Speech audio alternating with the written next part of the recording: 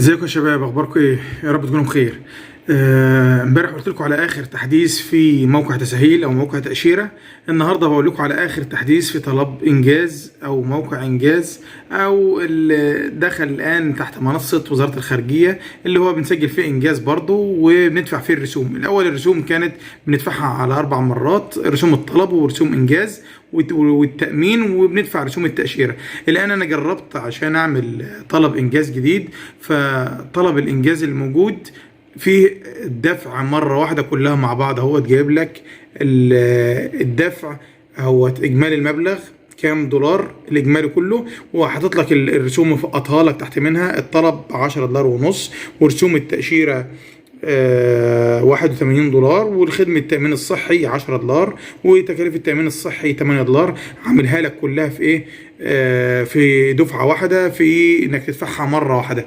اهوت بتيجي عند خدمة الدفع، تضغط على كلمة دفع، وبيحولك ايه؟ بيقول لك سيتم تحويلك الى صفحة البنك خلال 18 ثانية او 16 ثانية. هو بيعد تدريجي، وتضغط انت على كلمة ارسال الى البنك، وبيحولك هو لصفحة الدفع. صفحة الدفع جابت لك ايه؟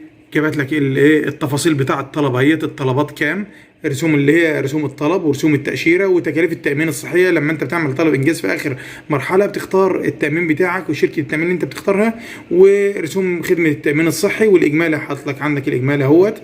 وطبعا كاتب لك هنا في الجنب الثاني، الجنب اليمين، البطاقة الائتمانية اللي انت هتسجل رقم البطاقة بتاعتك، وهنا الاجمالي. بعد ما تسجل رقم البطاقة وبتكتب ايه تضغط على كلمة الدافع.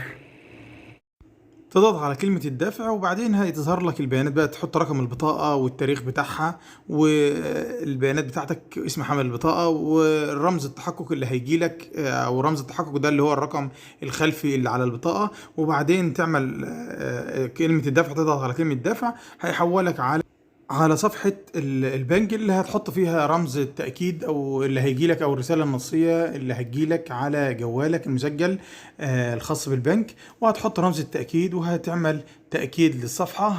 وبكده تكون تمت عملية الدفع لرسوم التأشيرة مرة واحدة، بدل ما تدفعها على 4 مرات أو 4 خطوات.